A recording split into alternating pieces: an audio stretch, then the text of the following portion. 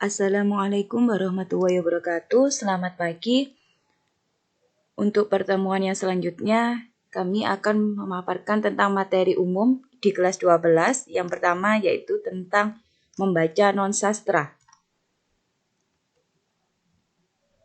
Nah, ini tim Bahasa Indonesia. Mengapa selalu kami tampilkan foto kita bertiga? Supaya masing-masing kelas dan jurusan dapat menghubungi sesuai gurunya masing-masing. Ya, dapat japri kita masing-masing. Ada yang diajar dengan Budian Rana, ada Pak Doni Rahman, dan yang ketiga ada Bu Dwi Hajarianti. Sebelumnya, bagaimana kabar dari kalian semuanya? Semoga sehat selalu dan selalu menjaga protokol kesehatan ya. Yang pertama, saya akan menyampaikan tentang makna kata atau istilah. Makna kata atau istilah adalah kata yang digunakan untuk mengungkapkan makna konsep, proses, keadaan, atau sifat bidang tertentu. Jenis-jenis dari makna kata ini ada makna denotatif, yaitu makna sebenarnya. Jadi makna yang asli. Lalu yang kedua ada makna konotatif atau makna kiasan, yaitu yang tidak sebenarnya. Contohnya kalau makna denotatifnya meja hijau, ya meja yang berwarna hijau. Tetapi kalau makna konotatif dari meja hijau adalah pengadilan. Selanjutnya yang ketiga ada istilah umum. Biasanya digunakan secara umum. Lalu yang keempat ada istilah khusus digunakan dalam bidang tertentu. Misalkan dalam bidang pertanian. Berarti yang digunakan ada tentang agroteknologi, terus tentang cocok tanam, dan lain sebagainya. Itu adalah istilah-istilah khusus.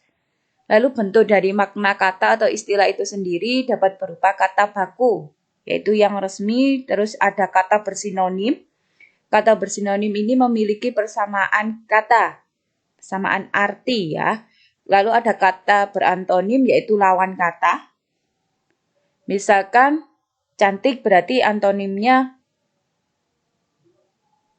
jelek, lalu baik berarti buruk, bodoh berarti pintar. Lalu ada kata bermakna konotasi yang tidak sebenarnya. Ada ungkapan. Nah, ungkapan ini untuk mengungkapkan tentang sesuatu hal. Ada juga yang terakhir yaitu kata yang mengalami perubahan makna.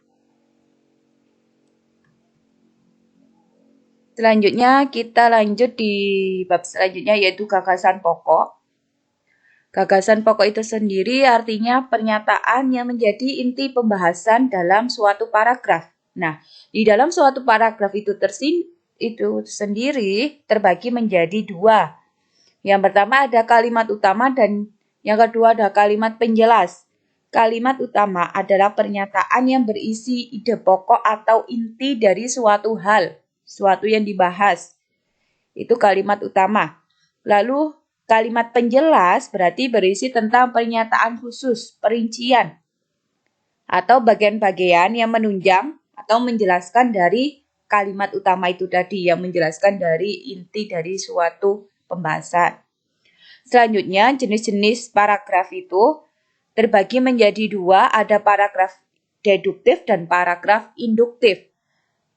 Diawali dengan kata D, berarti gagasan utamanya terletak di awal paragraf. Kalau di awal paragraf, berarti penyajiannya hal umum terlebih dahulu, baru hal-hal khusus. Tetapi kalau paragraf induktif, yaitu gagasan utamanya terletak di akhir paragraf. Ini kebalikannya dari deduktif. Kalau deduktif tadi hal umum terlebih dahulu, baru hal khusus. Kalau induktif, hal-hal khusus terlebih dahulu, baru hal-hal umum. Jadi yang perlu kalian ingat adalah kalau ada kata D, berarti itu di awal, kalau in itu di akhir paragraf. Kalau D berarti hal terlebih dahulu, kalau in berarti hal khusus yang terlebih dahulu. Saya akan menjelaskan tentang jenis-jenis dari paragraf induktif itu tersendiri. Paragraf induktif tadi kan gagasan pokoknya atau gagasan utamanya terletak di akhir paragraf. Jadi hal-hal khususnya terlebih dahulu yang dijelaskan baru hal-hal umum. terbagi menjadi 3 jenis paragraf induktif ini. Yang pertama ada generalisasi, yaitu berisi data atau penjelasan yang berbeda-beda, tetapi secara umum dapat dirangkum menjadi suatu simpulan. Itu namanya generalisasi. Kalau analogi, ini bersifat penjelasan yang membandingkan suatu hal atau objek tertentu dan diakhiri dengan simpulan yang bersifat umum. Kalau sebab akibat berarti memiliki hubungan sebab akibat atau akibat sebab. Jadi perbedaannya kalau generalisasi itu berarti berisi data-data atau penjelasan yang berbeda-beda. Kalau analogi itu berisi penjelasan yang bersifat membandingkan, dan yang terakhir kalau sebab akibat berarti tentang hubungan sebab akibat atau akibat sebab.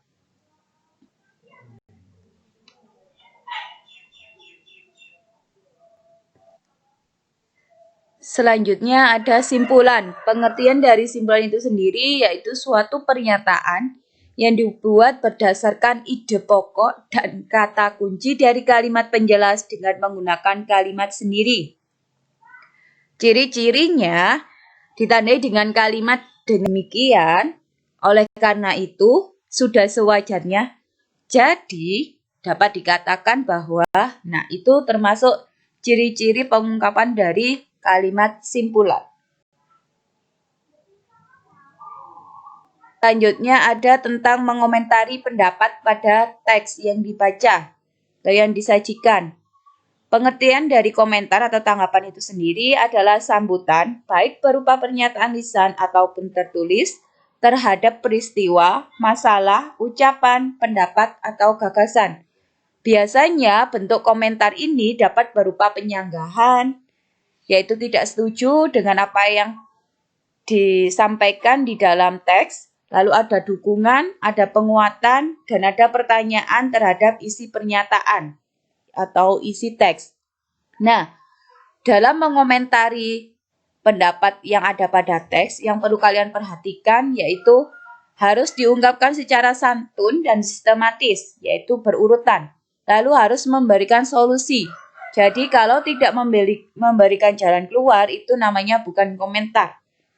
Lalu harus logis, dapat diterima akal, berdasarkan fakta, bukan opini ya. Dan harus sesuai. Sesuai di sini harus sesuai dengan pembahasan yang ada pada teks. Lalu, kalau komentarnya bersifat positif, harus berisi tentang dukungan dan persetujuan. Kalau komentarnya negatif, berisi tentang penolakan.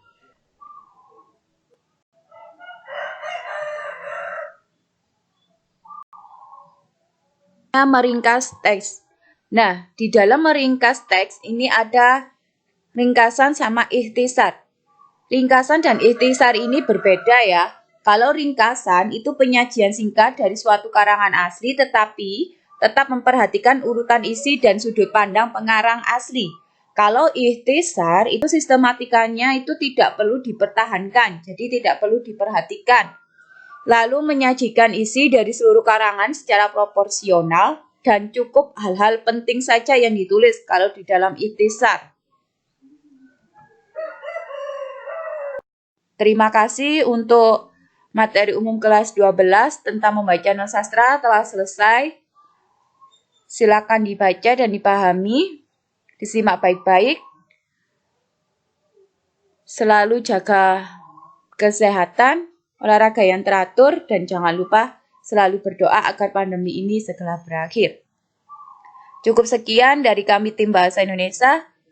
Salam sehat, salam pendidikan. Saya akhiri. Wassalamualaikum warahmatullahi wabarakatuh.